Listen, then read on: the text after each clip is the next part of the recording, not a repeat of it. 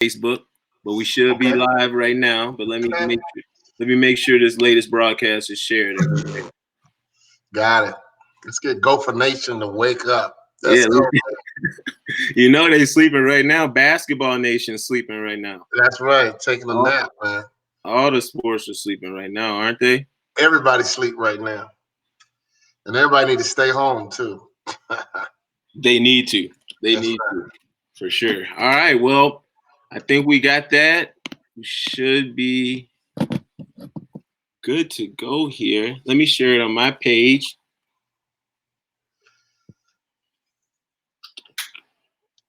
Should I share it on my page? How can I do that? Yeah. If you can get on Facebook from one of your, if you're on your phone, go to Facebook, or if you go to another one, and if you go to the Golden Dunkers page, it should be right at top. Okay, let me. And that'll take it through mine. Okay, let me see.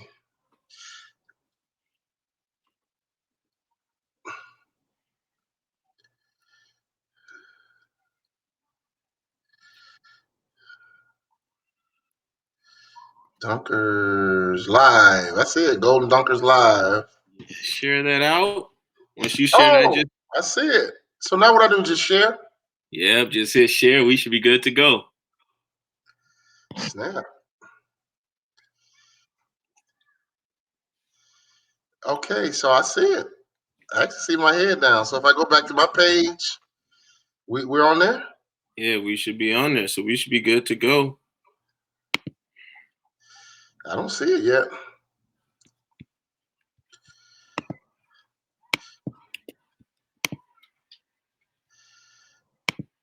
Don't worry about me, man. There we go. Oh no, that's not us.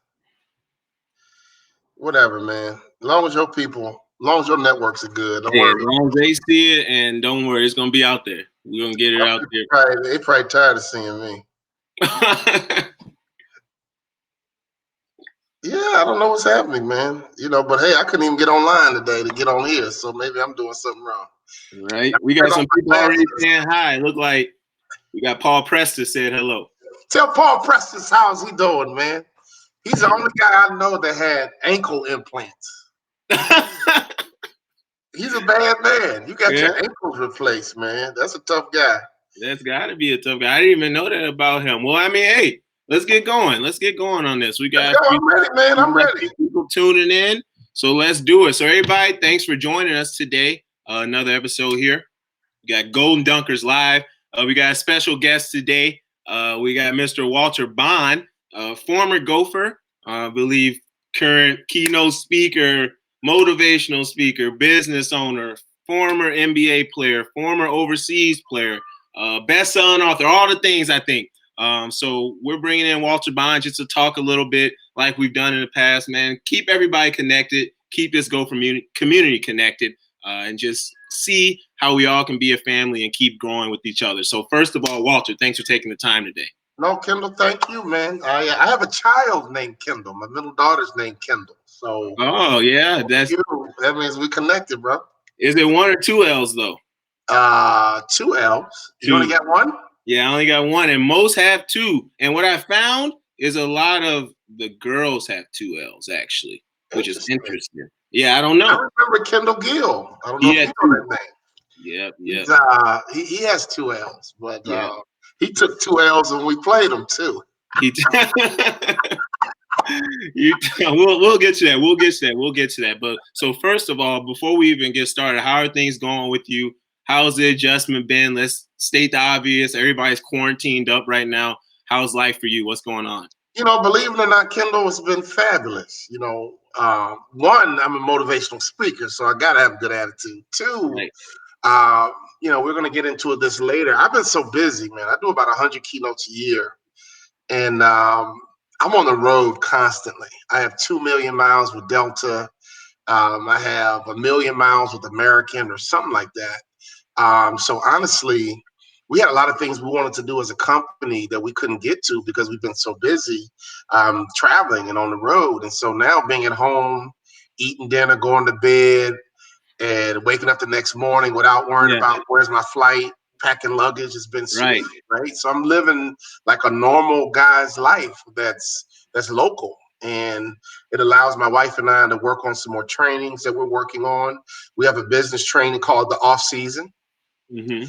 You understand what that's all about, but we've taken that concept and we've created a training to help business owners take their off season. And you and I both know in sports, I know Coach Haskins, man, our off seasons were intense. Right. Like if he told you to lose 10 pounds, you better lose 10 pounds.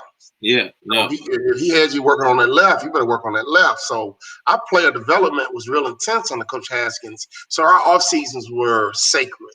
So when I got into business, I had the off season concept just kind of drilled into my mind, and we adapted that to the business community, and they love it. And right now, because of the coronavirus, is a Mm-hmm. perfect opportunity for a business owner, small business owner, business leader, or just an individual to take an off season. For sure. No, that's definitely something that needs to be taken advantage of. I think not even just business owners, but even personal for some people. Just take an off season, right? Just from life and just Hey, you know, if you take it drink out. a little too much, or you got a little drug problem, or Mm-hmm. just some mental health issue, I mean, life is real. You know, I Right. deal with a lot of people, and you know, it's really taught me not to be judgmental. It's taught me to be very patient, very loving. We all got some drama somewhere, right? Right. You know, sometimes you have your own personal drama. Sometimes it's in your relationship. Sometimes it's with your kids. Sometimes it's with your business partner. Sometimes right now it's with health and the economy and the world we live in. The Mm-hmm. whole world got drama right now. It's called the Right. coronavirus, COVID-19 drama. Yeah, And so with that exactly. being said, you know, we have to just be ready to respond the right way. Exactly, for sure. And where are you at right now, Walter? Where are you guys? You know, my wife is from Miami, and Pretty nice. so we live in South Florida. I live in Boca Raton, a Mm-hmm. beautiful golf course, wonderful country club community. And we lived in Minneapolis for 20 years or so. Oh, you And did? yeah, pretty much raised my kids there. And, you know, once our business took off, you know, I'm leaving Minneapolis, flying to Cancun and Phoenix and Scottsdale and Puerto Vallarta. And my wife from Miami stuck in Minneapolis. And after a while, she was like, look, dude. No. And so, you know, God's blessed us, you know. So we snowbirded for about 4 years. And then we eventually came down here full time. And we've been down here full time without snowbirding about 4 years. Okay. All right. Yeah. Well, let's jump a little bit. I know there's some people, I've even seen some people listening right now that might not know much just about your upbringing. Even me, I know you spoke to us in college a little bit, but that was a lot about us and about really pushing us. So let's hear a little bit more when we're talking about cities, where you're from, where you come from, pre all this Gophers on you, pre all this we're hearing about. I think I'm aware. So you grew up in Chicago, correct? South side, baby. South South side. side. So you probably don't even like the Cardinal stuff I'm wearing, but Well, you know, I love baseball. You know, yeah. that was my first love, and had a lot to do with why I chose Minnesota. I played a little baseball while I was there because I was a really good baseball player growing up. Never played like in the regular season because the Gopher team was really good back then. They had a bunch of Major League Baseball players, and our basketball team was good. So Mm-hmm. it was just tough, man. Right. But at any rate, I grew up on the South Side. Parents were teachers. My mom taught kindergarten. My dad was a high school principal. He was actually my high school principal. And so Mm-hmm. that's kind of family I came from. I came from educators. Everyone in my family, you know, has master degrees, and you know, I was going to college anyway. You know, it just made sense to go for free. What I tell people, my sister played ball. My sister played college ball with Cheryl Miller at USC. People She don't know did. that. Yeah. All 4 years they were Man, teammates. I obviously, I mean, I'm a hoops nerd, so I Yeah, know the legend of Cheryl Miller, but I've been seeing a yeah. lot on social media lately. It's been some clips and just some stats that's been thrown out there, and people are like, whoa, like what? Kendall, let me tell you something. My sister is 4 years older than me. Mm-hmm. So when I was about 13, 12 or 13, we would go all over the country. And again, my sister and Cheryl Miller were the same age. So they won 2 national championships, and then they lost the third championship. So out of 3 of the 4 years my sister was there, They went to 3 national championships and won Yeah. 2. And so I knew back then that Cheryl Miller was special. She was gifted. She put women's basketball on the map, no doubt about it. And if you watch the documentary Women of Troy, it just came out on HBO, and look for number 25. That's She's my her. sister. That's Yeah, your that's my sister. sister. And she was really smart. Every time they showed Cheryl, my sister was right next to her. And so she was a backup center. She backed up the McGee twins, Pam and Paula McGee. Okay. And one of them, I get confused. One of them is JaVale McGee's mom. So if you get a chance to watch this documentary. Oh, yeah. She's working in the NBA right now. With JaVale, absolutely. Absolutely. Yeah, JaVale McGee's mom is. Yeah. Pam and Paul, I can't remember which one. Yeah. But it's the documentary. I just watched it a week ago. It's about the women of Troy, the USC basketball team, and really what created the foundation for UConn to do what they've been doing, to kind of see what Baylor's been doing. And to me, USC and Cheryl Miller and the rest of those wonderful young ladies put women's basketball on the map. And I was a witness. I was 12, 13, going around the country. Plus, Clement Haskins, Coach Haskins' daughter, visited USC. And let me tell you how slick recruiting is. My sister was her host on her recruiting trip. So 5 years later, when Coach is in my house, he's already, hey, I know y'all, right? I know Jamea, and my mom's from Kentucky, and Coach really leveraged that to close the deal on me, because when I signed with Minnesota, I was like the number 1 unsigned player in the Midwest. I didn't sign early. My big offers came late. So for a minute, I was like the hottest thing in the Midwest, right? I had Wisconsin, Michigan, Minnesota, UCLA, Arizona State, and I chose Minnesota, and it worked. And I tell people, man, if I got a chance to do it all over again, I wouldn't even take any other visits. I would have signed with Minnesota from day one. Right away? Right away. What's the experience look like for you? I obviously was in the recruiting experience and now helping a lot of student athletes. I still see coaches in there. And I'm sure since then you've been a part somehow, maybe arm's length, and seeing how coaches are recruiting. Talk a little bit about that. What was that communication like around that time? What is this, 980? 87. 87. I came out of high school in 87, and we had a kid in Chicago named Marcus Liberty. He was the number 1 player in the country. So it was literally like Marcus Liberty and everybody else. But back then, recruiting was obviously intense, for the Big Ten especially. I mean, you had to win Chicago and Detroit.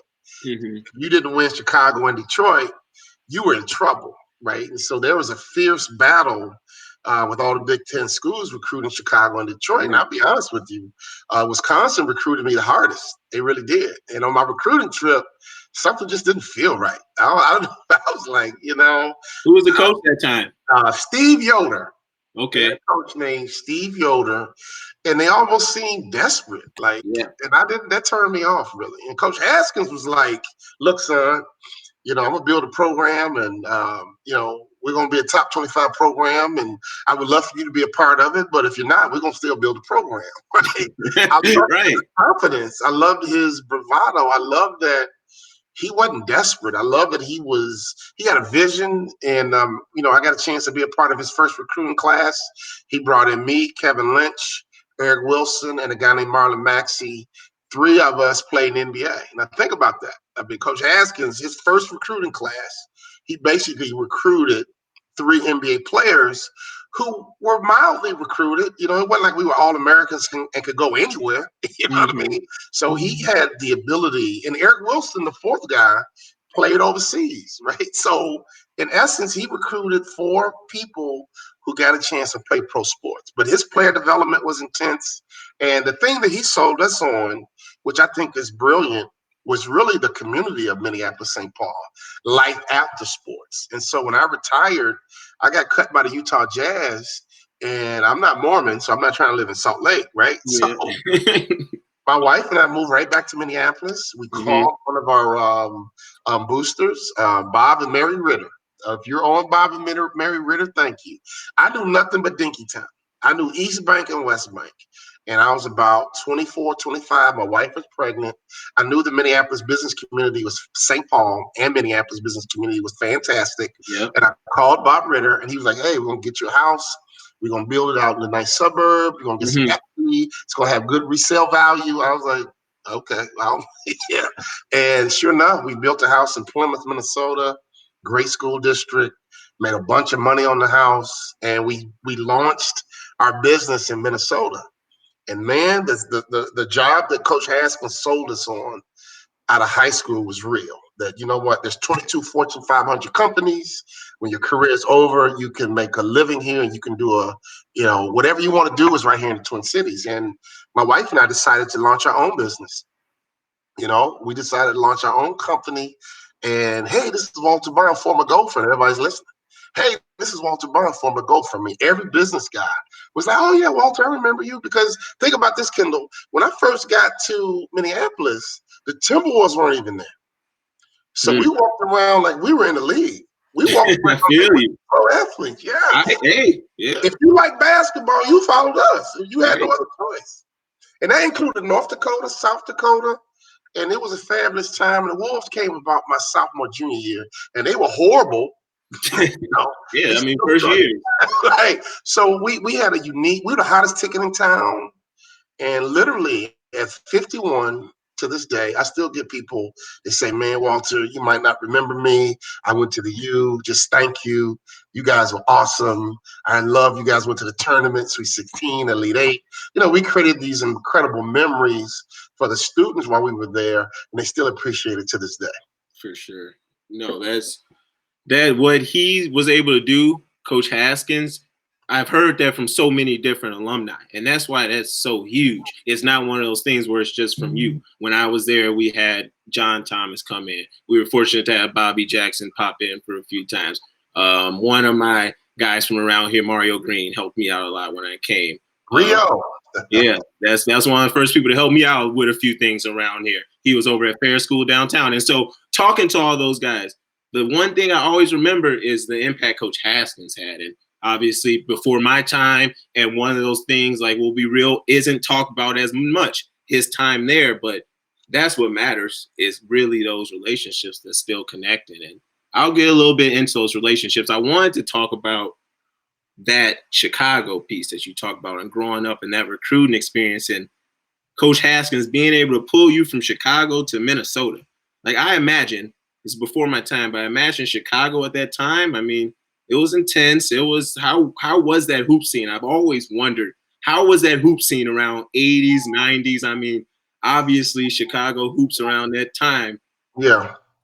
Huge. I mean, it was Kendall. It was fabulous. I mean, you're talking about Michael Jordan was on the Bulls. Yes. You had a whole legacy of NBA ball players that were NBA All-Stars. So Mark Aguirre, Terry Cummings, Isaiah Thomas. Yeah. I mean, it was just incredible, right? And so they had this summer league in Chicago. It was at Chicago State. And if you were a top high school player, they would let you play. And honestly, when I was about a sophomore, junior, man, I was like my NBA. I was like, man, I might get a chance to play on the summer league team. You're not going to play. I mean, you're going to get a jersey and you're going to sit at the end of the bench. But you're just happy to be in the environment, just happy to be rubbing shoulders with these NBA ball players. And man, I got a chance to play in the summer league. Well, I got a chance to suit up. Didn't get to play. So Chicago was ridiculous. And then you got DePaul. DePaul had some good teams in the 80s. Joey Meyer had just taken over for his dad, Ray Meyer.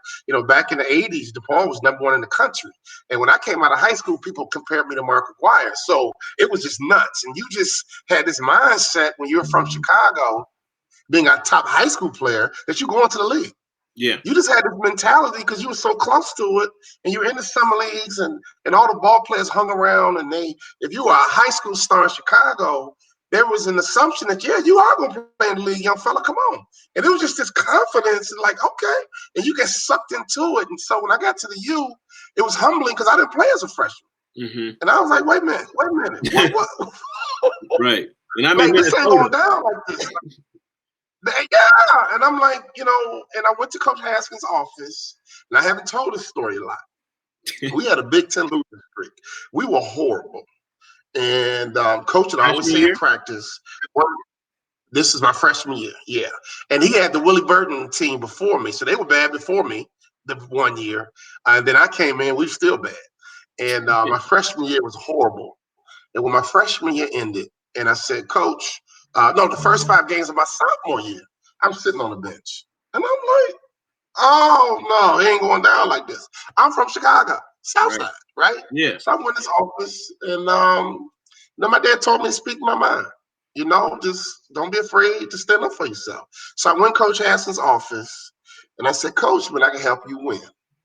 Well, son, you can't run, you can't jump. He gave me this whole reason why not. And I finally said, well, what do you have to lose? We ain't winning no way. And he got upset. Yeah. He got real upset. And I was like, ooh, I struck a nerve. And you know what? He calmed down. And literally some of the assistant coaches had to come into the room. And I was like, Coach Haskins is fireball.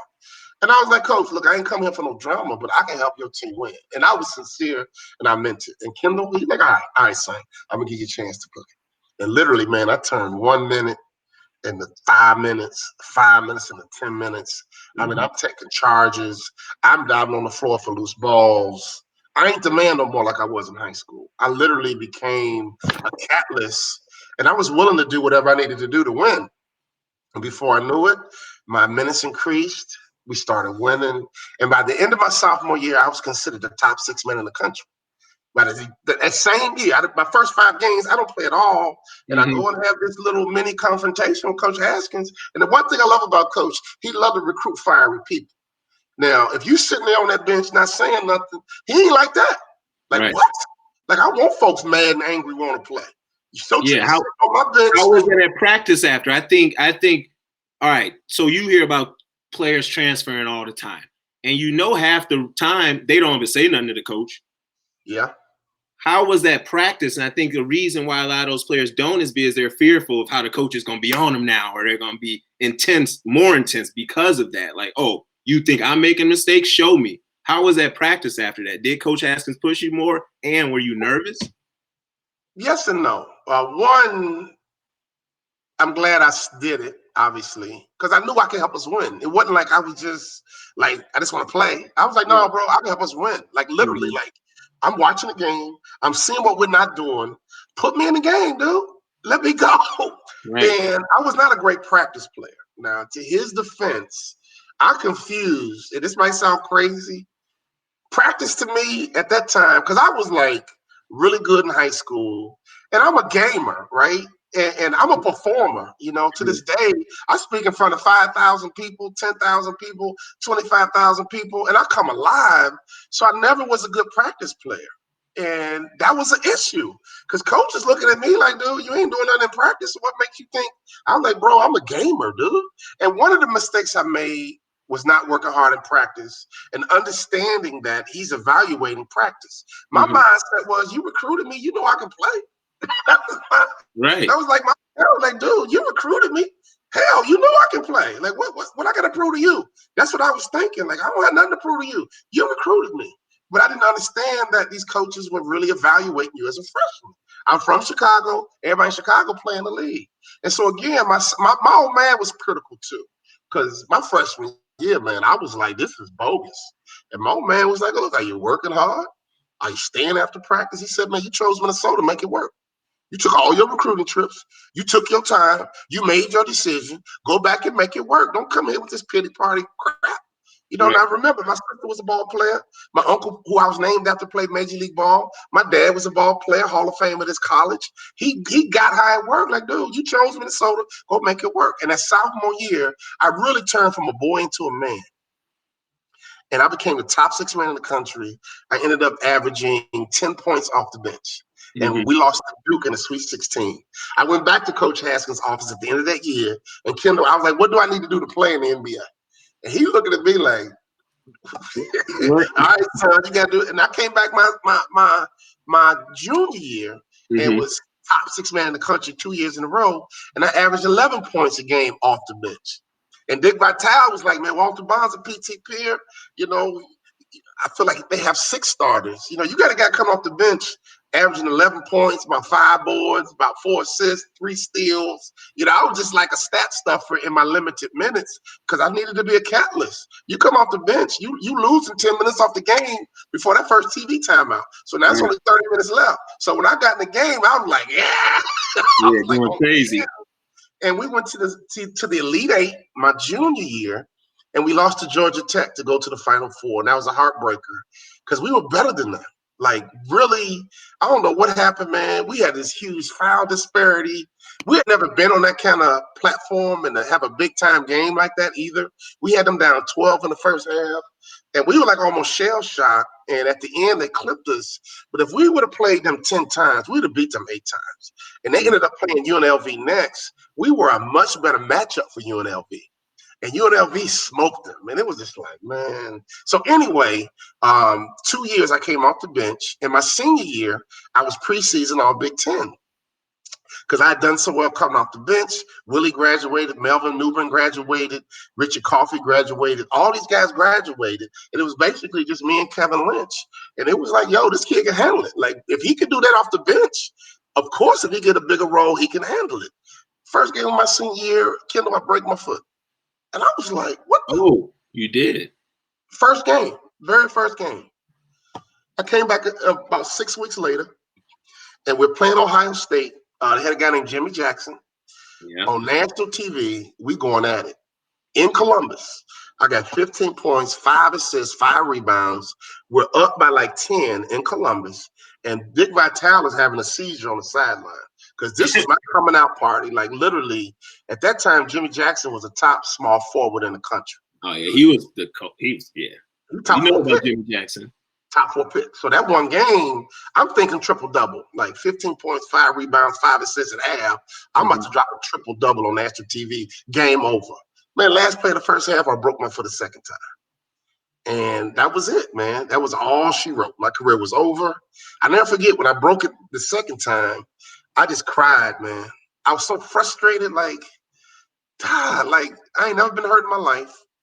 I sat on the bench my freshman year. I made the most of my opportunity my sophomore, junior year. And my senior year, the table finally set, and my body failed me. And I was frustrated. I was angry. And I was about to take a job to become a hospital administrator. One of my look, I only averaged 7 points a game. If you average all my career stats, you know, not having a senior year, basically I averaged 7 points a game. That didn't say NBA. That said go get a job, dude. Right. And right before I took this job, and that's again what's beautiful about the Twin Cities, one of our season ticket holders offered me a $75,000 job. And I didn't even know who he was. He was like, Walter, I've seen you play. I love your smile. I love your attitude. You know, here's an opportunity. You'll be a hospital administrator. Coach Haskins knew, and he was like, congratulations. And my old man was like, yo. You think you're good enough to play in the NBA? And I was like, what? I was like, Dad, and I had just got out of surgery. When I had this conversation with my dad, I had a screw in my foot. They did a bone graft because I broke it the second time. The screw bent. And so they had to go in there and do some serious surgery. And my old man was like, look, man, you can get another job. Do you think you're good enough? And I was like, he didn't ask that I have a chance. He asked the question the right way. He said, do you think you're good enough to play in the NBA? Now, I'm the Chicago kid. Right. Who went to the summer league, who was around NBA ball players, who did my thing off the bench in limited minutes. And I was like, am I good enough? Yeah. Right. Of course. But basketball had been so painful, though. I mean, I'm crunching through Minneapolis in January. You know what that's like? Twice. I know walking in January in Minneapolis. Man, Roger Shipper, our trainer. Shout out Raj. Man, Roger Shipper, I don't know if he's on here today, man. Love that dude. We had crutches that were specially made that had spikes on the end so that you could, like, keep your balance on ice. Like, and so when I broke it the second time, I was like, look, I'm out, man. This game too painful. Like, this game is just hurting me so much, man. It ain't loving me back, basically. Right. And my old man was like, look, dude, you can get one job, you can get another. Man, I turned a $75,000 job down. Coach Haskins thought I was crazy.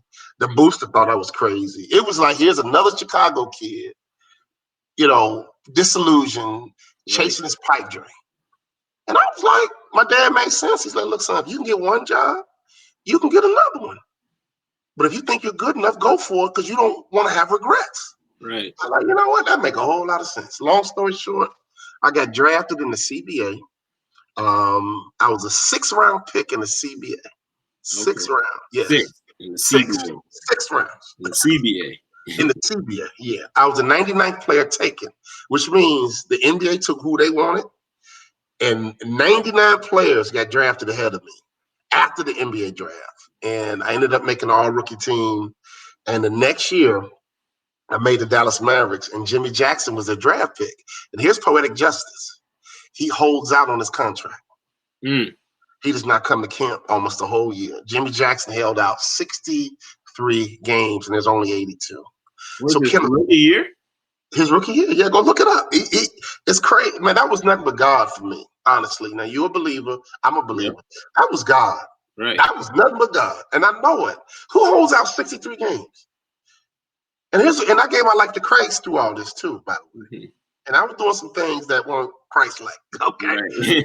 Right. And I saw the light, and I was like, you know what, Lord, just have your way, man. I tried it my way. I can't do it on my own. And this was like, right, let me get it straight. That was right after the CBA getting drafted?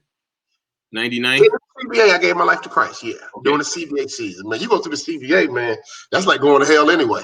You had no choice. That was like hell on earth, man. You're not making any money. You're around all these knuckleheads. And I don't like being around knuckleheads. I've never liked being around like just thugs and criminals. And I'm from Chicago, like, yo. And when you get in the CBA, you had teammates that were crazy. And sometimes you played against teams, guys were crazy. So anyway, I go to camp with the Mavericks. Jimmy Jackson holds out. And Kendall, I look around and I was like, wait a minute. They don't have no two guard here. Who's going to be the starting two guard? Yeah. I became the first ever undrafted rookie free agent in the history of the Dallas Mavericks, probably the NBA, to ever start opening night. Now think about that. That's wild. I didn't start in college.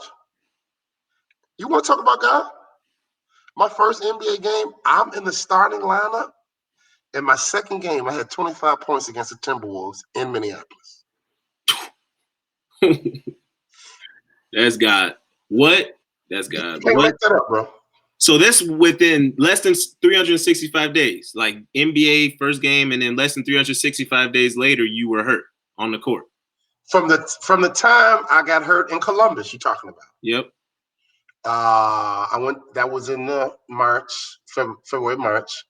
I went to the CBA that fall, played a whole year, and then that next fall I made the Mavericks. So about a year and a half later. Yeah. And you just were grinding in the CBA. For 1 year I played in the CBA, and I had a rookie scoring record that Luka Doncic just broke last year. What was that? I scored the most points for a Dallas Maverick rookie in their first 3 games. And Luka Doncic just broke it. I had no idea I had a record that stood 20 years. I had no clue. One of my boys was watching NBA TV, and he was like, Walter, you're on the NBA TV. I just saw your name. And I was like, he took a little picture with his phone, and it showed that I had this rookie scoring record for the most points in a rookie's first 3 games, and Luka Doncic just broke it. So my story, Kendall, has been incredible. God has been all over this. And now I'm an award-winning Hall of Fame motivational speaker. So all of those ups and downs, all of those trials and tribulations, all those injuries, sitting on the bench, dude, I can relate with anybody. I mean, yesterday I spoke, and one of my clients was Jersey Mike Subs. So the CEO and founder, Peter Cancro, called me on the phone. So I can deal with an executive in the C-suite, or I can talk to somebody sweeping the floor. And it's really giving me that kind of range because I've been rejected. I've been disrespected. I've been hurt, but I've been successful. So the journey that I've been through, I wouldn't trade for anything in the world. It was painful in many cases. The only thing that really hurts me is I went to NBA All-Star Weekend in Chicago, and I knew that a lot of guys didn't remember me, or I'm not a guy that walk in the room and everybody remember. A lot of the players do, but it hurts me sometimes because I knew I was good enough to be respected in these environments, but just that wasn't my call. My call was to motivate. My call was to inspire, and God had a better plan for me outside of sports, which is fantastic. I wouldn't change a thing because right now, I'm like an inspiration to former players. And so the crazy thing is that when I go around NBA players, former players, the fans don't know who I am because they looking at Dr. J and James Worthy. But all the former players, I'm like the example.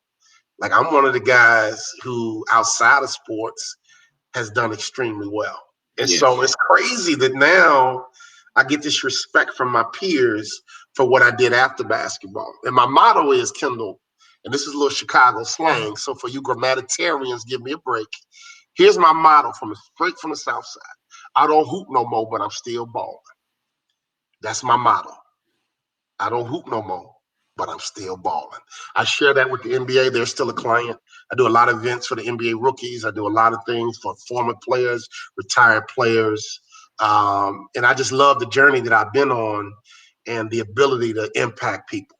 Right. What made you get to that point? You got cut by the Utah Jazz. Yes. What happened after that? How did you get on stage? What pushed you to start speaking? Great question, Kendall. I played pro ball for 8 years. So I played for the Mavericks. I played for Utah. Then I went to Detroit Pistons for a little bit. Then I started going overseas.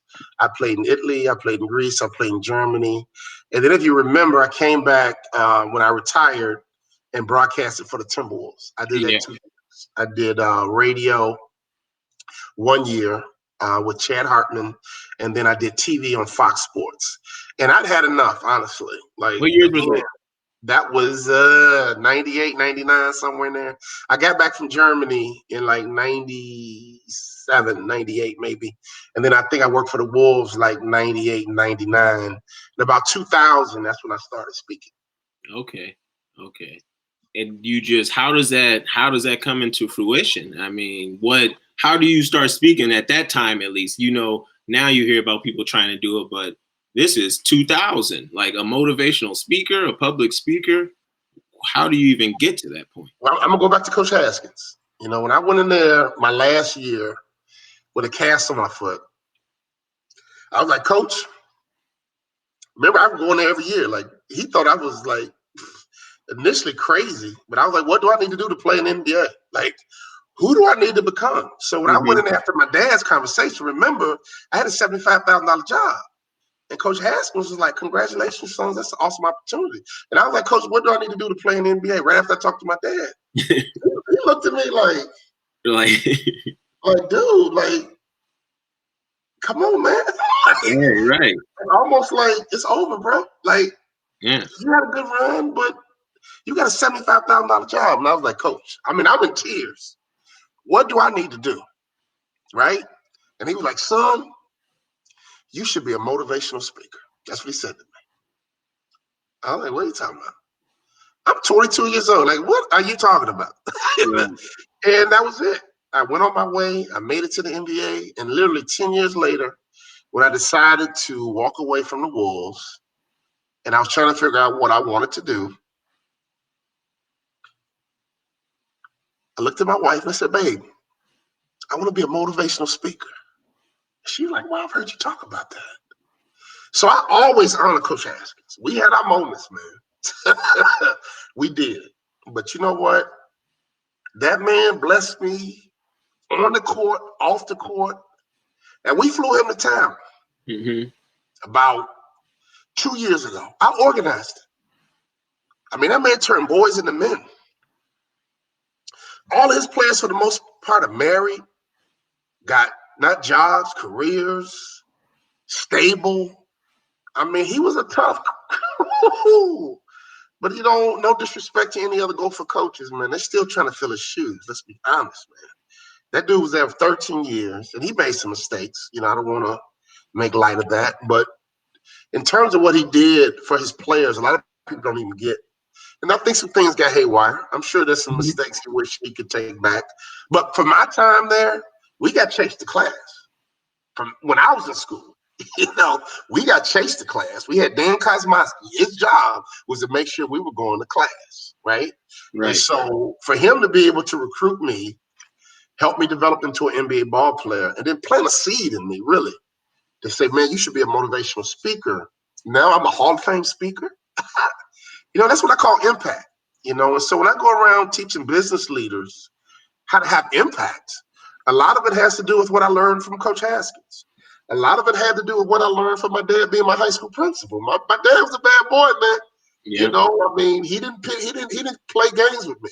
Think about all the parents, the kids. The transfer portal is packed right now. Think about all the kids who call mom and say, Mom and Dad, I want to transfer because I ain't getting enough touches. Mom and Dad, I want to transfer because I'm not playing my position. Mom and Dad, and they, yeah, baby, come on, let's go. Let's leave. And we're going to go to Southwest Tech, Missouri United.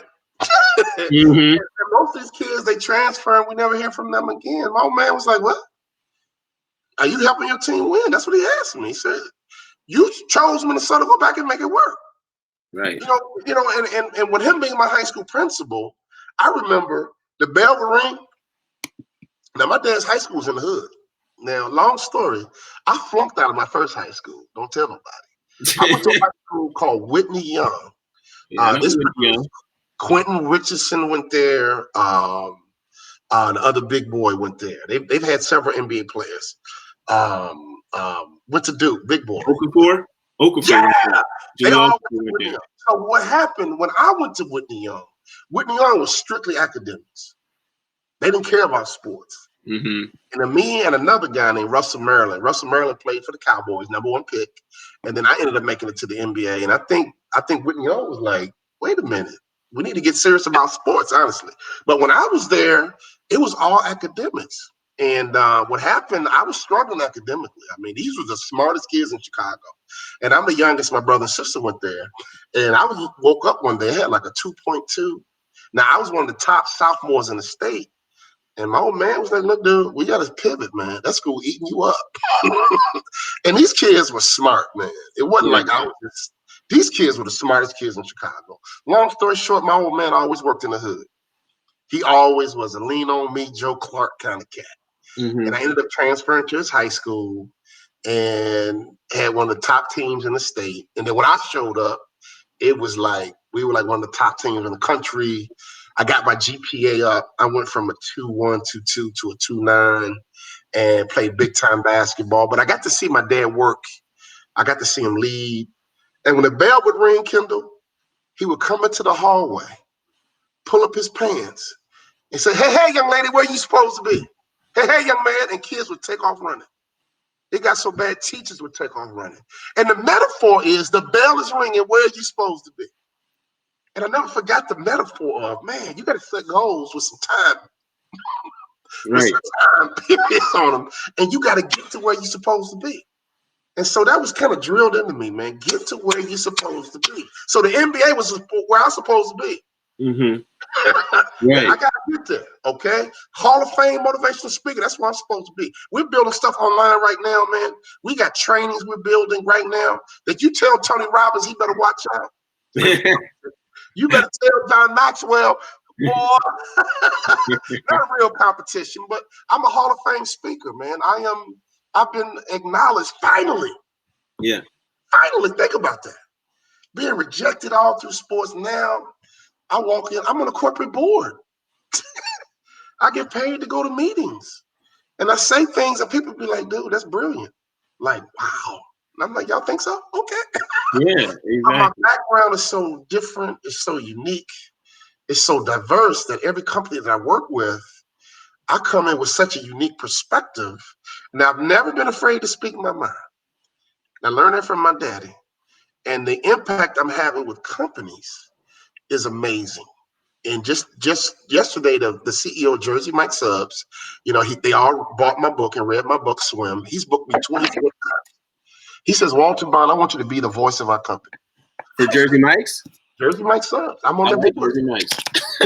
Dude, they're the closest thing to Chick-fil-A, honestly, from a cultural standpoint. Their Oh, culture, really? oh man, their culture is Peter Ken Crow, the founder. He founded Jersey Mike's when he was 17 years old. And he's built an amazing franchise model. He's very generous. I mean, he is just the guy you want to be when you grow up. And he called me yesterday. And part of my book is called Swim, and it's about sharks. And sharks are made of cartilage. And so when I did 24 events for him, he heard me loud and clear, my message. 24 times, it was change a little bit, but for the most part, they were in like 90-day periods. So he wanted me to give the same message to his entire market, 2,300 locations. And he was there. And he heard loud and clear that sharks are made of cartilage, which means they know when to pivot, they know when to change, they know when to shift. Sharks are made of cartilage. Now with this coronavirus, he called me yesterday and said, well, okay, this is how we're going to shift. This is how we're going to pivot. And so now he's going to have me do a video every week. We just did it today. I'm going to do a video every week for all of his franchisees. And I'm going to do another video every week for all of his frontline people who are actually making the subs. They call them the crew. And I told Peter, we got to keep everybody's mindset right. Because when your mind ain't right, you know how it is as a ball player. You sit on the bench pouting, and you can't get in the game. You ain't no good. you might just you over there on the bench pouting, and your mind ain't right. Don't even put that kid in the game, right? No, we know how it goes. Your mind ain't right, right? So mindset is everything. And I've told all my business leaders, international, we do international work. Through the coronavirus, here's how we're going to get through it. One, we got to keep everybody's head in the game. And so I challenge all of my business leaders, you got to keep your people's head in the game. And I also challenge my business leaders right now, your employees know whether you care about them or not. You've been talking about this culture. You've been talking about this family type culture. Right now, through crisis, they know whether you really cared about them or not, or that was just lip service.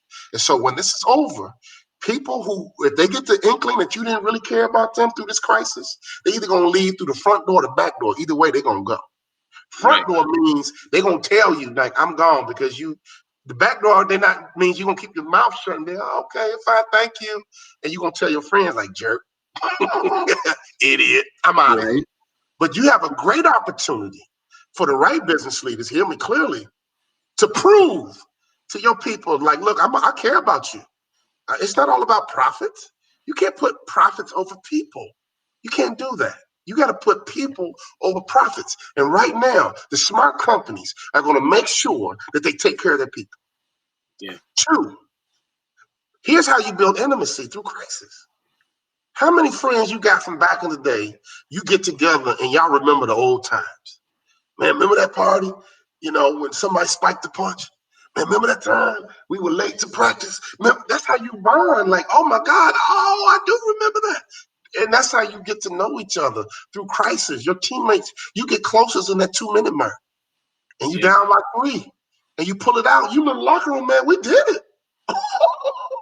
We were down by 3 with 2 minutes to go on the road. Whoa, clutch rebound, bro. Clutch shot. Man, still. And you sit there just embracing, like, man, we did it together through crisis, being on the road together. So business leaders right now, this is a great opportunity for you to strengthen your culture. Or it's a great opportunity for your fake culture that wasn't really a culture to fall apart.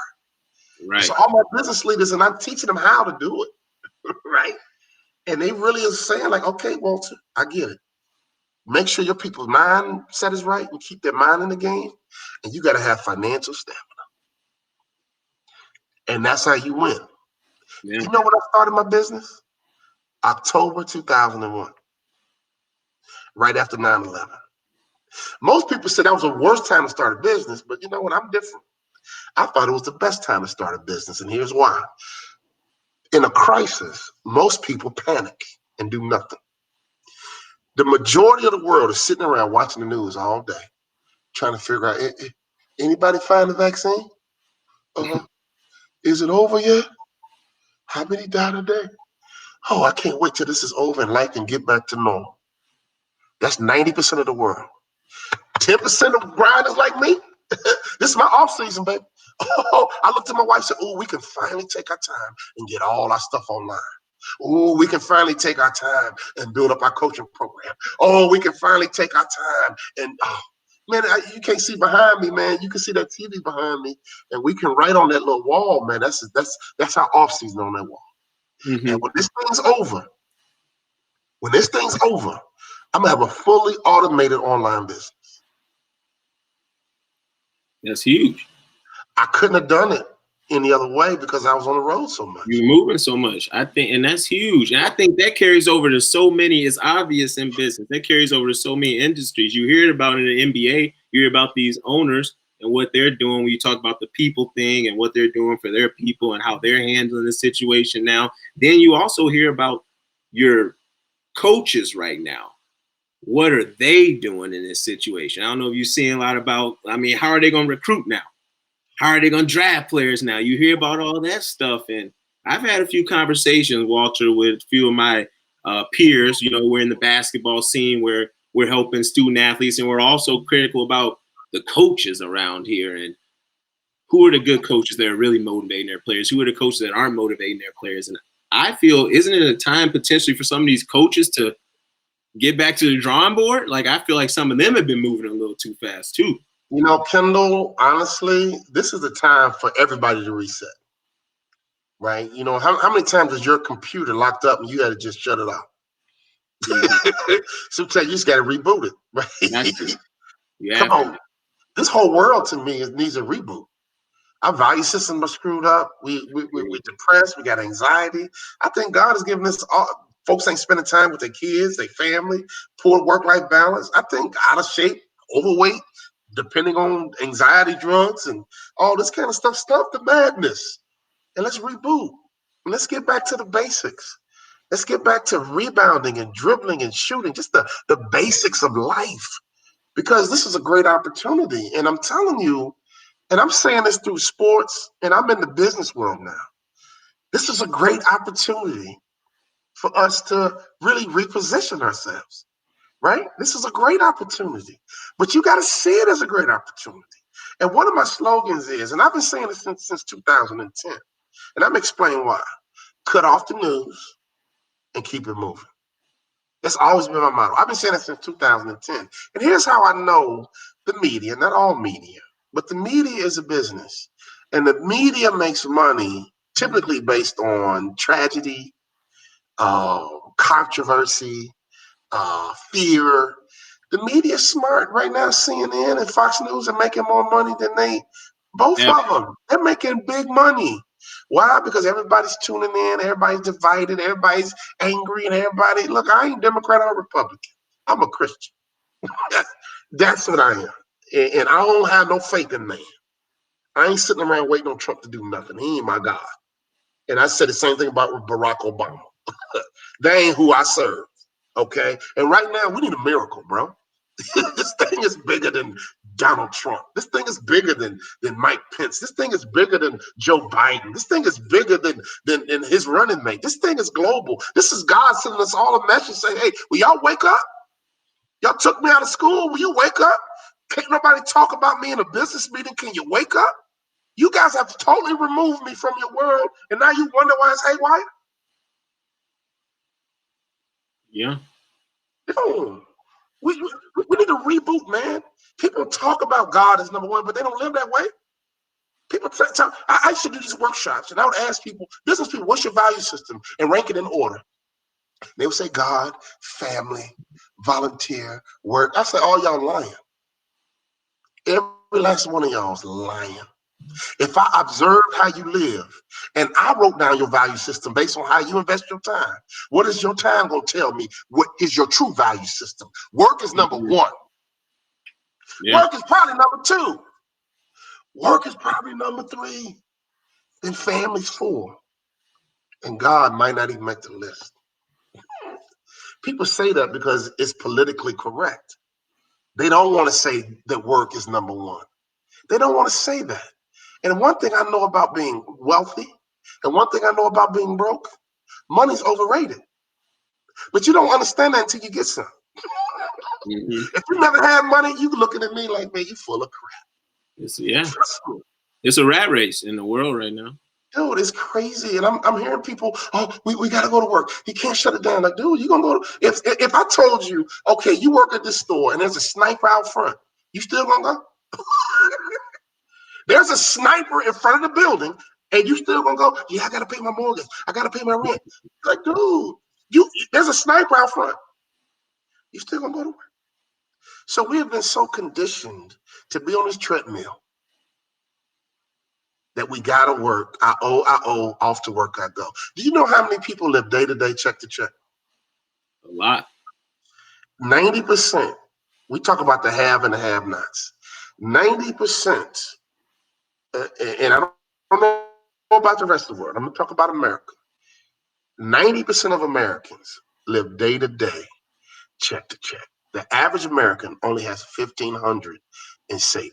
Now, let me give you a little bit of a lesson I did, and I hope everybody's listening tonight.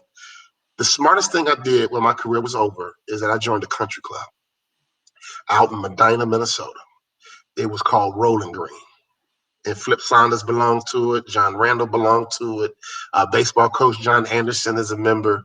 And what that did for me, Kendall, is I got a chance to get out of this athletic world around ball players all the time and get around business people. Right now, I live in a country club. Mm-hmm. My neighborhood has 9 billionaires. The founder of Home Depot lives in my neighborhood. And the environment and the experience, a guy named Bernie Marcus, is incredible. I was having breakfast with a guy. I didn't even know he was a billionaire. He was just my buddy.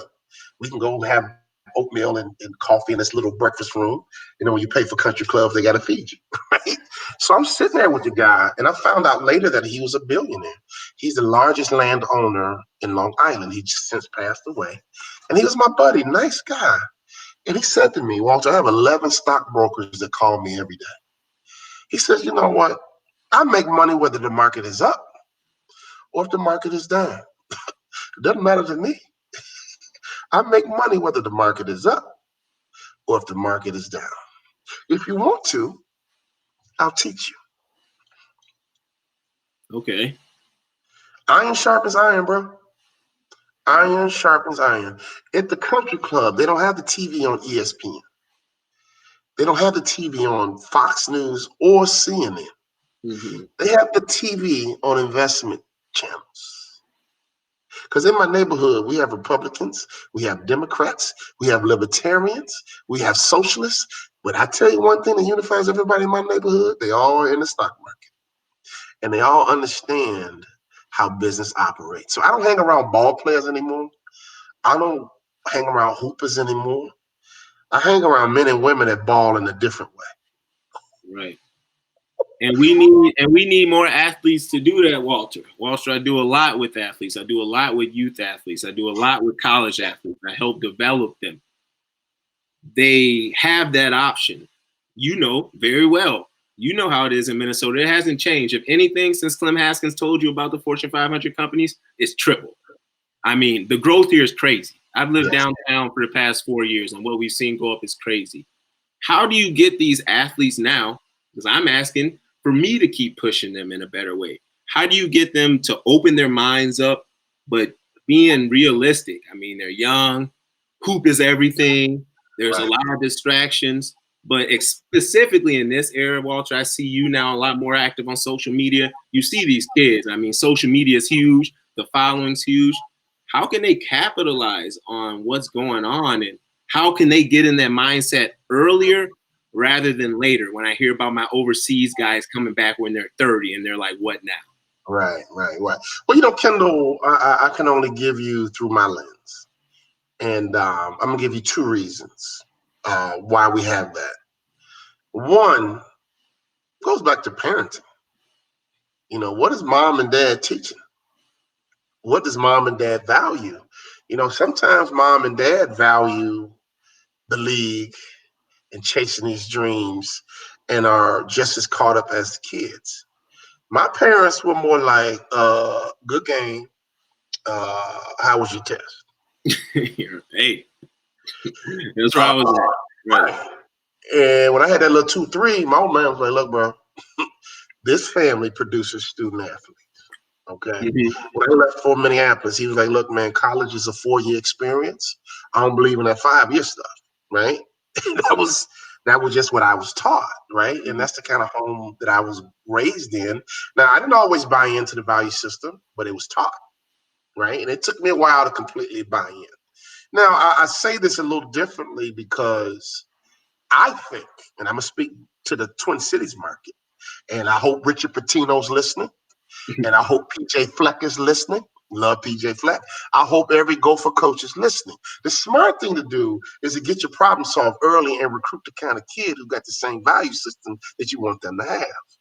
You know, if you recruit a kid who only care about the league, if you recruit a kid who only care about playing time, if you recruit a kid who thinks school is a burden, what you think gonna happen when they show up? It's a disconnected value system. Okay, it's almost like, you know what? If I believe in being liberal, right, and then I meet a woman and she believes being conservative, we're gonna have an issue because we got different belief systems. We got different thought processes and we approach things differently. You want to really have a relationship that is compatible. You don't want to be with someone and be unequally yoked. So if I was a Gopher coach, I'm recruiting a family. Now, you don't recruit players anymore. You recruit families, because if you recruit families, we'll have less players transfer. Hear what I'm saying? I Coach think I Hassan, did. he recruited my family. He didn't just recruit me. So when I had my moments, my old man was like, wait a minute. What are you doing? My mom's best friend was Mrs. Haskins' first cousin, right? My sister was Clemette's host on her recruiting trip. So Coach Haskins recruited the family. He didn't just recruit the player. And I think if we can go in and recruit the right kind of family, right, that has the same value system that you want to have at Minnesota, that appreciates, wow, this is a good job market. Wow, I can do well after ball. Wow, you know, I love that there's 22 Fortune 500 companies. Oh, I want to do internships. You recruit the kind of kid that will value that. You recruit the kind of kid that will appreciate that. Who would leave that and then transfer to Texas Tech? Why? Like, come on, it's not what we're not going out to the cow pastures for college. We're going to a Right. school in a city that has opportunity where you can intern with the company. My roommate, Rob Metcalf, I don't know if you guys remember Rob Metcalf. He's one of the most successful financial advisors in the probably country. He's a former Gopher right there in the Twin Cities. Got connected, networked. He's a great guy. He used to be a sports agent. He's a good dude, likable. And he is really taking full advantage of the Twin Cities market and the opportunity. He was my roommate. He's white, I'm black, but his family had the same value system as my family. And as a result, we were like almost instantly connected. And it was maybe not cultural, but it was how we were raised. If I think about any of my teammates, we were the two most alike, even though he's white from Wisconsin, I'm black from Chicago. We were like freaking frack. We were like salt and pepper, right? Because he recruited the same beliefs with you Dude, two. And that might go over some people's heads, Walter. And I think that's real because you hear about it all the time. It's the parents, it's the family. It's either you and your situation, you were fed up. So you called your dad, or it's vice versa. And the dad is calling the son. Hey, why you not on the court? Hey, why you not playing? And I think that's deep that these coaches, a lot of the time, and some might not want to admit it, they know that that parent might be a problem in the future, but they think that player might be a little bit better. and I think that's a bad decision, honestly. And that is, you know, Coach Haskins, for example, he recruited to his style. And Coach Haskins wasn't really into winning recruiting battles, honestly. He loved to go in the gym and say, you know what, everybody talking about this kid, but that kid over there in 3 years is going to be better than him. That's how Coach Haskins recruited. I mean, and he loved to get that kid with a chip on their shoulder. Yeah. I mean, if you think about me, I came from Chicago. Marcus Liberty was the man. And it was him and then everybody else. So when I came, I had a chip on my shoulder. Vashawn Leonard played with Jalen Rose. When he got to Minnesota, he had a chip on his shoulder. Richard Coffey came out the military. He had what? A chip on his shoulder. Willie Burton out of Detroit. He had all the Detroit ball players. Willie Burton played at a little small Catholic school. He had a chip on his shoulder. Kevin Lynch, Mr. Minnesota, out of Minnesota, small town. You ain't good as everybody else. Chip on his shoulder. Coach Haskins wanted players with chips on their shoulders. Mm-hmm. Coach Haskins wanted players that were mentally tough. Connell Lewis, are you kidding me? Connell Lewis didn't play a whole lot, but that dude was a captain our senior year. Because I tell you what, man, for 4 years, that dude almost never played, but he came to practice every day, and he competed every single day. And I was like, man, after a while, like, you got to respect a guy like that. That dude know he ain't going to play. But at 6 a.m., he getting it. In the weight room, he getting it. We got to run a mile, he's getting it. I'm out there sore, tired now. We got to do this. He's out there getting it, and he became a captain. But that's the kind of people that coach recruited. So if I'm a coach, I'm doing my work early. Yeah. One, I don't want knuckleheads. No knuckleheads. I don't want no knucklehead families. I got a niece. I got a niece right now, cousin. I got a cousin. She's a star in Chicago right now. I ain't gonna say her name. She getting recruited coast to coast. And my cousin, female, she know about my come on, man, our family, we've been there, done that. So we don't have to be out here clueless. And word got back to us that her, I hate to use this term, her baby daddy was at the game yelling at the coach from the stands. Cussing the coach out from the stands. You should be in the zone, you dumb blank to blank. I call my, we got to shut him down. Because he's going to hurt your daughter's recruiting, because I could be in that bleacher thinking she's it. But I ain't dealing with him. Who is that guy? Right. Because I'm recruiting the family. Yeah. What if I need you to give me what you think these parents need to hear, or what advice you have for them, because a lot of it, like, let's be real, it's a lot of them that didn't get the opportunity to play at the level that you got to play at NBA, or even play at the level I got to play at in college. So they're living vicariously through these things, or there's something else they're missing. And I see it a lot. And I'm in youth sports, and I see it happen, and I don't want it to affect a lot of these kids. And I'll be honest, I think now it might be progressing more and more for some reason. I don't know what it is, but I think parents might be even wilder. What do you even say to them? What's your advice for them, or what kind of mindset do they need to take? Because I do think a lot more are going to hurt their kids more than they're going to help them. Absolutely. And it doesn't even start there. I mean, it starts in youth sports when the kids are 10. You know, it starts way back then. Coaches getting harassed by parents when the kids are 10. Parents harassing referees when the kids are 10. What happened to sportsmanship? What happened to your kid dealing with some adversity? What happened to your kid overcoming some of their little setbacks? My dad didn't bail me out, okay? He never bailed me out. He was like, what you gonna do about it? How you gonna respond was his lesson. And now look how I've become. Look who I've become, right? So to me, one, there's so much money being made that I think that has something to do with it. But some parents are acting crazy, and there's not even any money to be made. There's no money to be made in softball for women. There's no money. I mean, when you're done, right? I mean, there's no pro leagues, as far as I know, for it. So it's not even about money all the time. I know basketball's big into money, but the love of money is the root of all evil. What I tell people, man, if your kid is good enough to play in the league, you ain't got to be harassing nobody. I remember I went and saw Royce White, Dave Thorson was his coach over at De La Salle. And I went over there. I forgot why I was there. And I went to see a game, and I saw Royce White play.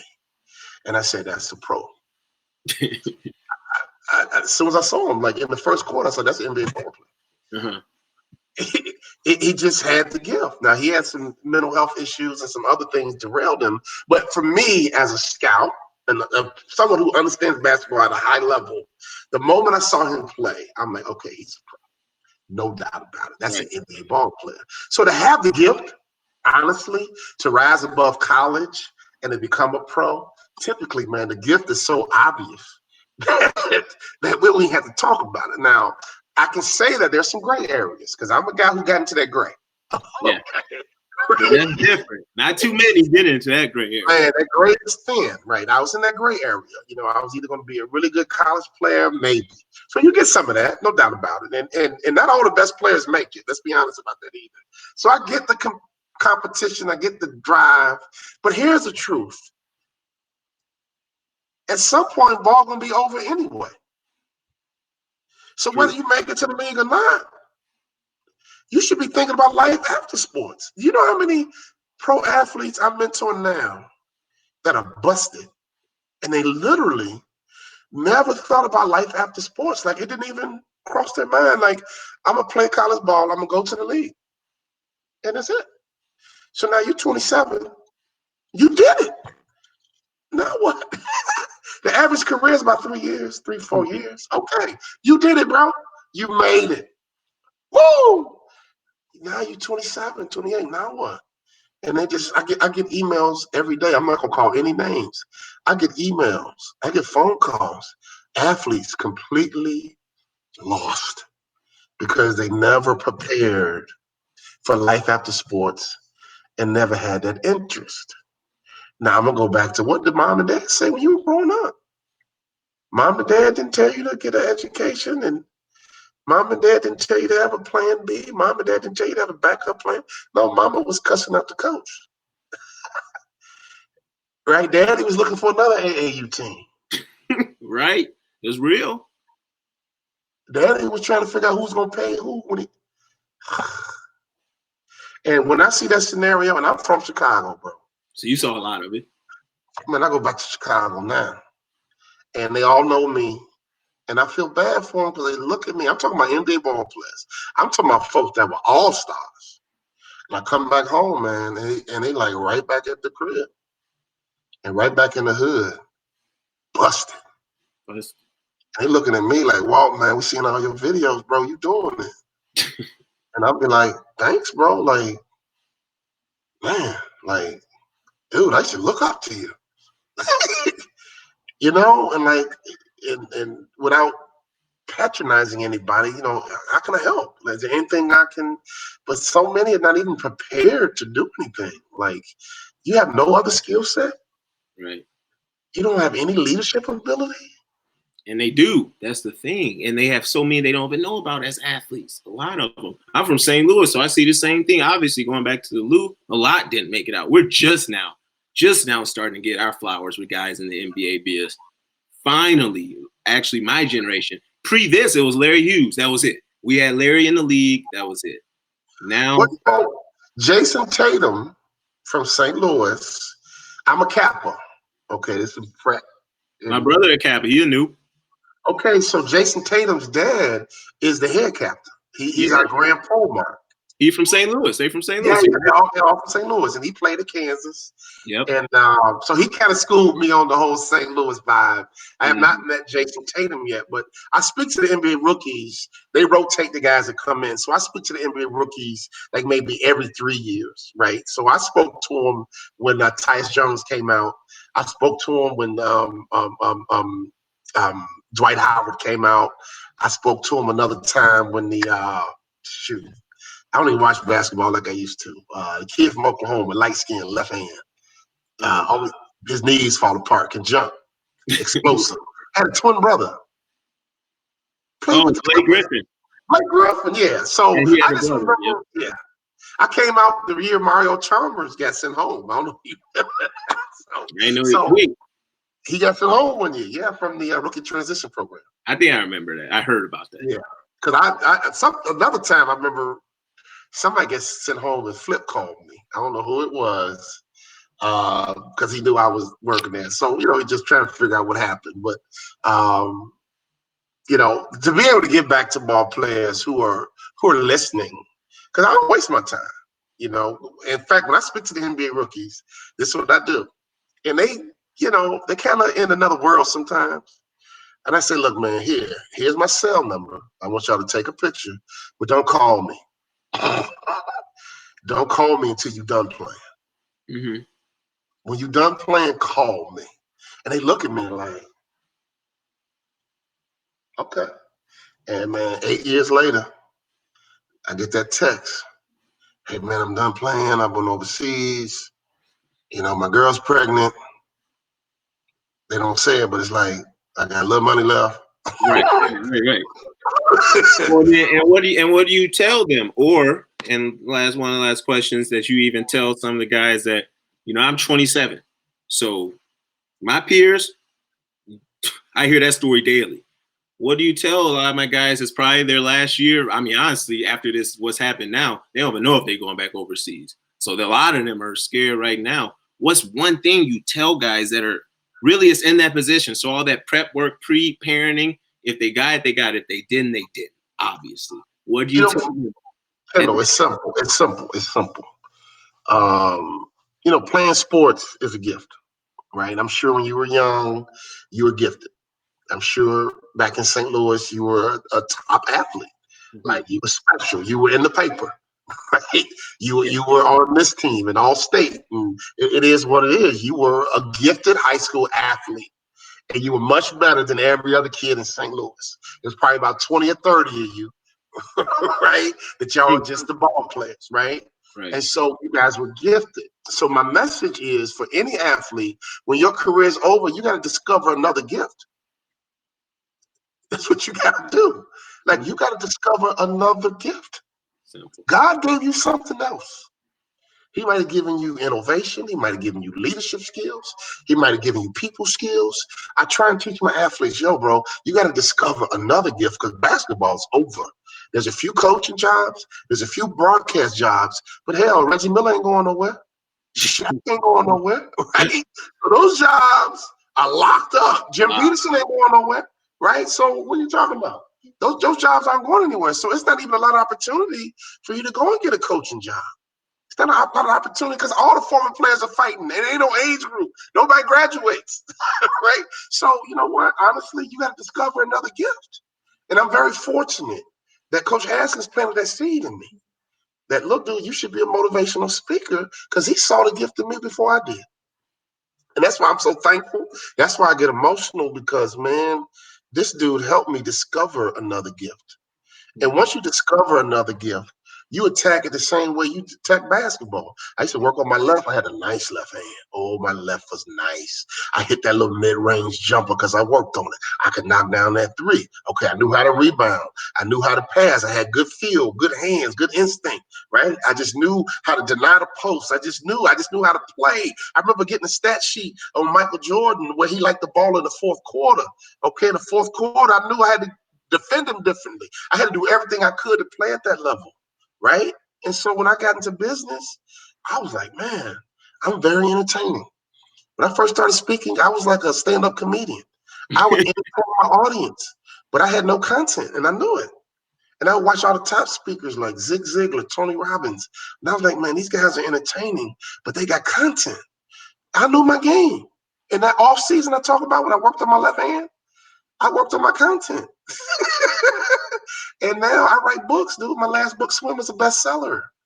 We've sold 10,000 copies in less than a year, right? So not only am I writing books, we're writing bestsellers. Why? Because we worked on a craft. I'm a storyteller, and I've learned how to tell my story. But through telling my story, I learned how to tell a story. Now when I get in front of my corporate clients, I'm helping them build their marketing strategy because I'm going to help you tell your story. Why? Because I'm an expert at telling stories. No different than Steph Curry's an expert shooting at Jay. What? He's an expert. Okay, Charles Oakley can rebound. Okay, expert. Okay, Tim Hardaway, expert at the crossover dribble. Why? Because he played ball every day, all day. Now I'm an expert at helping you build culture. I'm an expert at training your sales team. I'm an expert at helping you position yourself in the market. I'm an expert at sales training. I'm an expert in culture training. I'm an expert in coaching small business owners. I'm an expert, but I've been busting my butt since I stopped playing ball to develop the gift. So to answer your question, if you ever meet another ball player who's struggling, Just help them discover another gift. And once they discover God gave them another gift, trust me. And once they discover that gift, they got to get in their gym. They got to get back in the lab. They did it at one point in their life. You got to get back in the lab, or you're going to sit around talking about what you did in high school. Forever. How you killed somebody in college. I know guys like that. They back at home in Chicago, 40 years old, broke, drug addicts almost, talking about how they killed somebody when they were 21 on the court. Like, man, I gave him 40. Dude, that was 20 years ago. Nobody cares. Right? And it's a lot of them like that. And we all hoopers know. We all in those. I mean, whether it's at the family barbecue, you go back to the park, you with your friends, you hear it. Old heads always talking about that. That means their life stopped there, though. You know, that's what is the truth. That you recall your most vivid moments. And if your life stopped in high school, that's all you got. Right. If your life stopped in college, your good moments, that's all you got. I mean, hell, I spoke in front of 25,000 before. Man, people ask me about a certain game, and I'm like, dude, I don't remember. Like, I can't. Like, I don't remember. I go around some of my high school teammates. Like, man, remember that game? Blah, blah, blah. I was like, bro, I don't. Because my life kept moving. You understand? And no disrespect, but their greatest moments were in high school. And so that's what's vivid to them. And that happens to all of us. And that's why we got to keep growing. We got to keep developing. We got to keep pursuing. In my book, Swim, I talk about a shark never stops moving or it dies.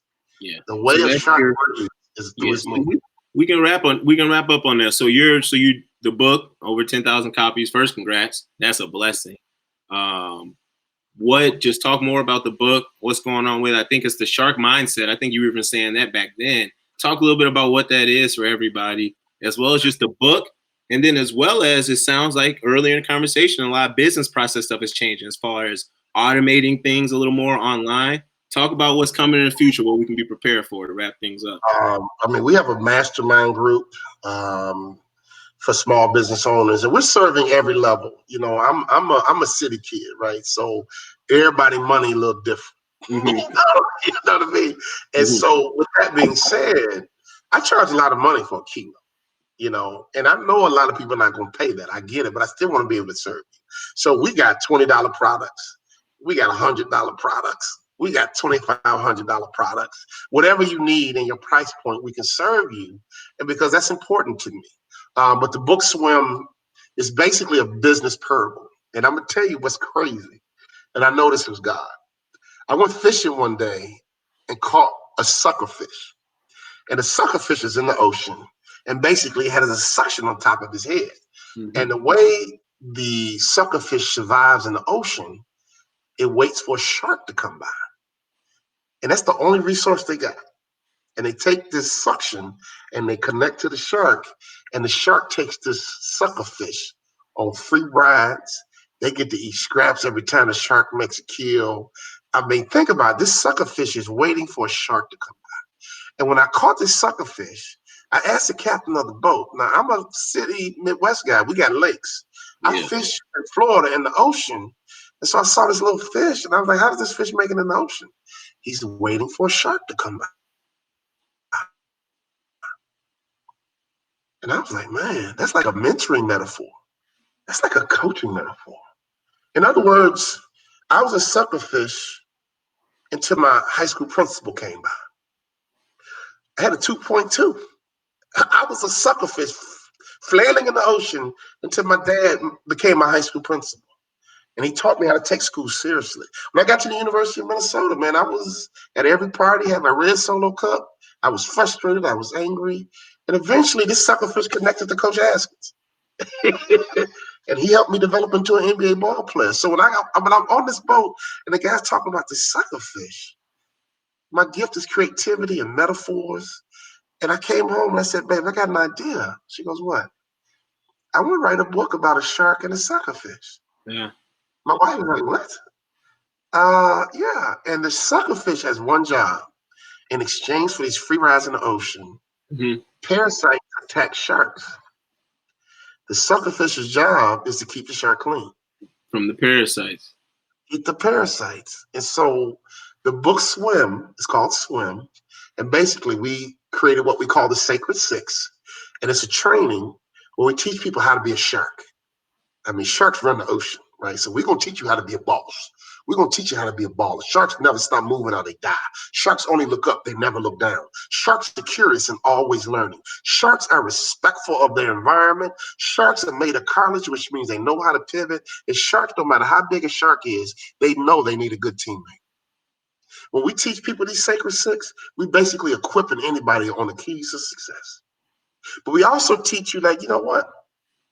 You got to know when to be a shark, but you got to know when to be a suckerfish. So I'm keynoting this conference on stage, 3,000 realtors, and I'm talking. I hadn't even written the book yet. I'm talking about the shark, the suckerfish, and the parasite. The audience is loving it. I get backstage, and there's a guy named Mark Victor Hansen backstage. Do you know who that is?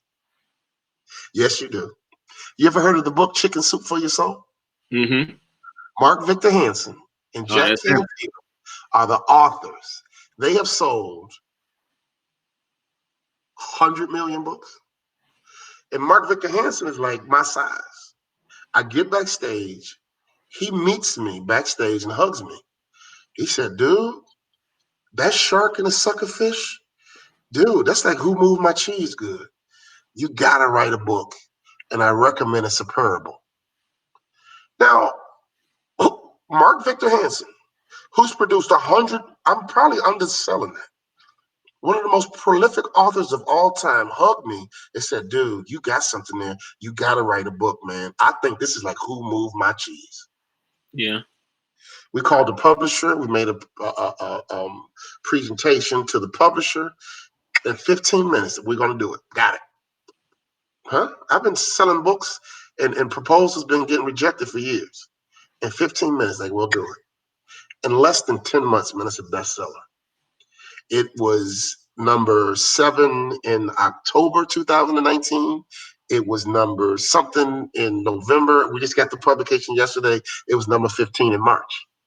I mean, in less than a year, we've sold 10,000 copies. Our publisher's like, dude, it took Who Moved My Cheese 5 years to take off. In less than a year, this book is a bestseller. I only say that because Mark Victor Hansen became a mentor. And when I met him, I told him, I said, look, man, will you mentor me as an author? I'm an award-winning Hall of Fame motivational speaker. But will you mentor me as an author? In other words, you're going to be the shark, but I'm going to be your suckerfish. Mm-hmm. Peter Cancro, the founder of Jersey Mike Subs, took me to a lunch meeting with him and a guy named Tom Montague. Do you know who that is? Tom Monahan. Tom Monahan. The founder of Domino's. Me, my wife, Peter Cancro, founder of Jersey Mike Subs, and Tom Monahan are having lunch. And I'm sitting here, Kendall, like, how in the heck did I get in this room? When we left the meeting, I looked at Peter Cancro, and he read my book, Swim. He's bought everyone a copy of my book. He's bought close to 3,000 or 4,000 books for his team and all of his franchisees. And I said, hey, Peter, dude, you were the suckerfish in there. He looked at me and goes, yeah, I guess so. Yeah. Tom's my mentor. I was like, man, this is crazy. I saw that up at the high end. The founder of Domino's Pizza was mentoring the founder of Jersey Mike Subs. And that was the first time and only time that I had seen Peter Cancro be a suckerfish. The moral of the story, what I'm teaching people in the book, you got to know when to be a shark. You got to know when to be the suckerfish, but never be the parasite. Never be the parasite. And it's really a gospel message, if you really want to break it down, that Jesus is the shark. The body of Christ is the suckerfish. And the parasite is the devil. Boom. Simple. Boom. But in my life, I know the difference. I know when it's time for me to lead. I know when it's time for me to be led.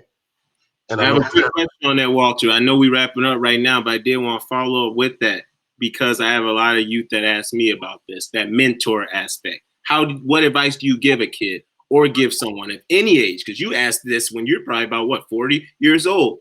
how do you go about that conversation of asking someone who you know is busy, who you know has a lot going on, be my mentor? You know, it's a great question. You know, I think that a true mentor is going to be organic. Honestly, I think that a true mentor relationship is just going to happen naturally, and I think we should all be looking for it. I think your mentor, you know, we get mentored differently at different phases, and I think God will, when you're ready for a mentor, the mentor will appear. And I'll give you another example. When I wanted to be a motivational speaker, I picked up a magazine called Minnesota Business. And I went to my favorite room in the house where I like to read. Mm-hmm. So I read this article, and it was written by a guy named Desi Williamson. And he was a motivational speaker, former Gopher football player, and he lived in Minneapolis. From St. Louis. I called him and said, "Hey, Desi, my name is Walter Bond. I see you're a Hall of Fame speaker. I need a mentor. Mm-hmm. I want to be a speaker." Kendall, he calls me back, leaves me a message. "Hey, Walter Bond, this is Desi Williamson, Mr. Impact." Blah, blah, gave me his whole professional spiel. Then he goes, "Man, what's up, man? I'd love to be your mentor. And by the way, I'm your cousin." Yeah. His grandmother's name is Ada Bond. He knew about me because he's older. I had no idea I had a cousin in Minneapolis. He's from St. Louis. My family's from Tennessee. So a lot of us are in St. Louis, and some went all the way to Chicago on that little trip from Tennessee to Chicago. You know, And I his, know. Yep, same. yeah, Same thing. Memphis, all that. Yep. yeah. My dad's from Jackson, Tennessee, which is about 50 to 75 miles from Memphis. So he was a distant cousin, and he taught me. He became my shark, and I became a suckerfish. Mm-hmm. And he taught me everything I know about the speaking business. And former Gopher, played back with Tony Dungy and all them. And Desi Williamson has been a tremendous blessing for my speaking career. That's huge, and that's inspiring for everybody, for athletes, for anybody trying to take that next move. But I appreciate that. I appreciate you Oh, sharing. thanks, man. Thanks for having me. This was Thank fun. you. Yeah, no, it was fun. It was good catching up. Good seeing this aspect of it. You know, when you spoke to us in college, it's one of those things you still always remember. You know, you make that impact, and I think a lot of people in your position need to do that more. Not even if they're motivational speakers. You don't have to be a speaker to do it, but we need to see more people that are actually in our position telling us what to do. I think a lot of the times when I turned a blind ear in college, when it was people that wasn't from where I was from or wasn't in college and played that are trying to tell you to do something. So I think a lot of people need to take what you're doing, and you don't have to get paid for it, but just go make an impact. That's right. I agree. Everybody's got a story, and I'm a professional speaker, but you can be a professional who speaks. and, and I think that student athlete can be just as impacted by you or a former Gopher than they would be by me. Because if you get me speaking too much, I got to send you a bill at some point. Yeah, we got to send you an bill. Exactly. Well, I appreciate the time today, Walter. We'll talk soon, but thanks for taking the time to speak to all the Gophers, for speaking to all the athletes, speaking to everybody. We'll find some time. We'll find some time to connect again here. Awesome, man. Go Gophers. Go Gophers. Appreciate it. All right. Thank you, sir. Thank you.